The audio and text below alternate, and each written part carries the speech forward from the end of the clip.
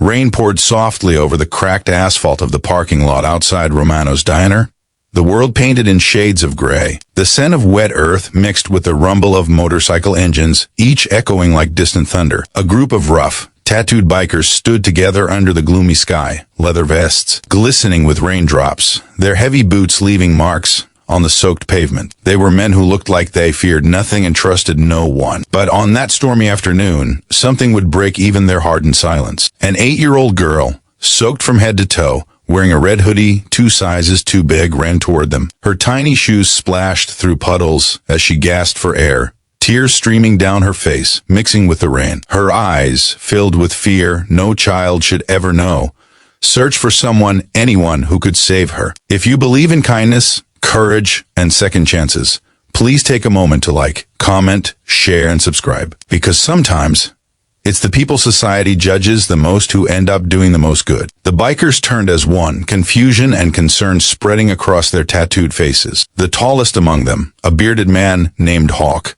knelt down to her level, his heavy chain swaying with the movement. He wasn't used to dealing with tears. He was used to roaring engines, long rides, and bar fights. But the trembling of that little girl's hands shattered something deep inside him. She clutched his vest like her life depended on it, her voice cracking. As she whispered, "He's following me. Please, don't let him find me."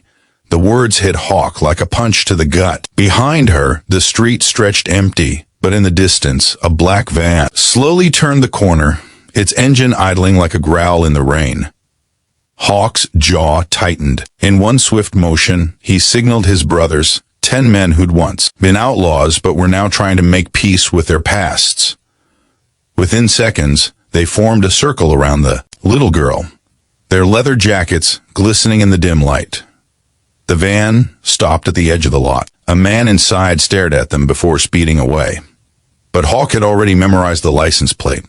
The girl's name was Lily, and what she told them next made every biker's blood run cold. Lily had been walking home from school when a man in that same black van started following her for days. She told her mother, but her mom, working 2 jobs, didn't take it seriously, thinking maybe Lily was just scared of strangers. But Lily knew the man. He always parked near the park. Sometimes he even waved. She didn't know his name, but she recognized the evil in his smile. That afternoon, he had tried to talk to her again. When she ran, he followed. The bikers listened in silence, their hearts pounding with fury and pity. Hawk stood up, looked around at his crew, and simply said, "We're not letting this slide." For years, the Iron Titans, that was their group's name, had been labeled as troublemakers. People crossed the street when they rode by. Cops kept an eye on them.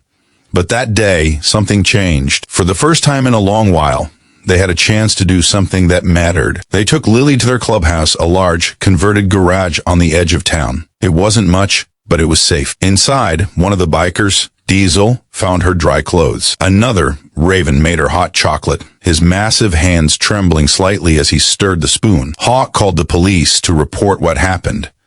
But when the local authorities brushed it off saying they'd look into it, Hawk realized this wasn't something the law was going to fix quickly. He hung up the phone and stared at Lily, who was sitting quietly on an old leather couch, holding a stuffed bear one of the guys had given her. "We'll find him," he muttered to himself. "We'll find all of them." That night, the bikers divided tasks. They patrolled the school routes, they watched the parks, they spoke to locals, quietly, carefully, without attracting attention. Their network of riders stretched across counties, and within days, word spread. The Iron Titans weren't looking for trouble this time. They were looking for predators. They found one, then another, and then another. Each lead led to another van, another man, another face, hiding behind fake smiles and polite manners. What began as one child's cry for help turned into a silent war. The bikers documented everything: photos, license plates, locations, patterns. They didn't break laws, but they bent them to the edge. They stayed in the shadows, passing the information to a detective who secretly supported them, a man named Ross, who'd once arrested Hawk years ago. Ross couldn't act on rumors, but when he saw the evidence these bikers brought, he knew it was real. Within 2 months, the investigation exploded.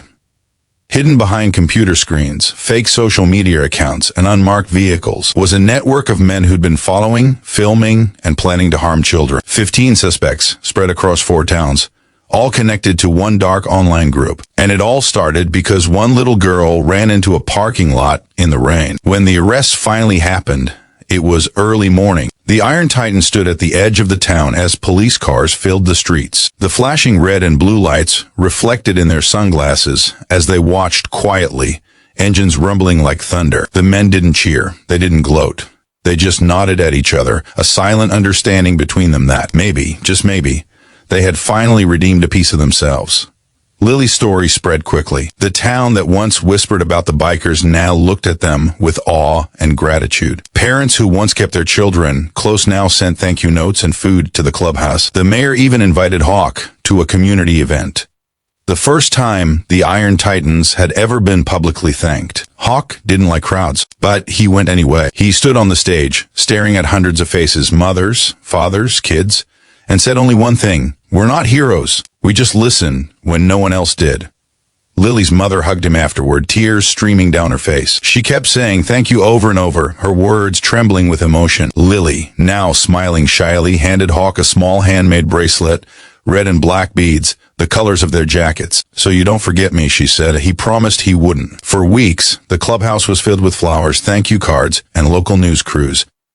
But Hawk never sought attention. He kept the bracelet tucked inside his leather vest, close to his heart. He knew that despite the good they'd done, there were still more like those men out there. And he wasn't about to stop protecting the innocent just because the cameras were gone. Months later, Hawk visited the diner where it all began.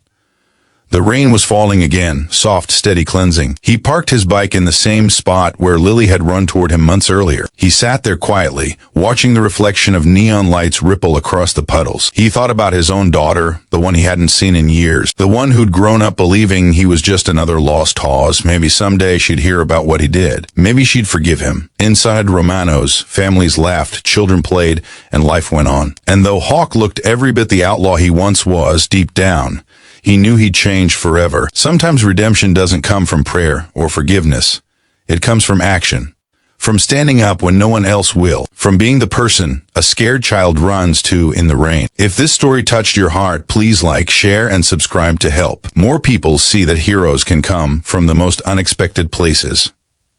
And before you go, comment below with one word: humanity. Because in a world that often feels cold and cruel, it's stories like these that remind us that goodness still exists, even among those the world has already judged. That rainy day outside Romano's didn't just save one little girl. It restored faith, in courage, in compassion, and in the belief that no matter how lost someone may seem, there's always a road back to light. The Iron Titans didn't just send 15 predators to prison. They reminded the world what it truly means to protect the innocent.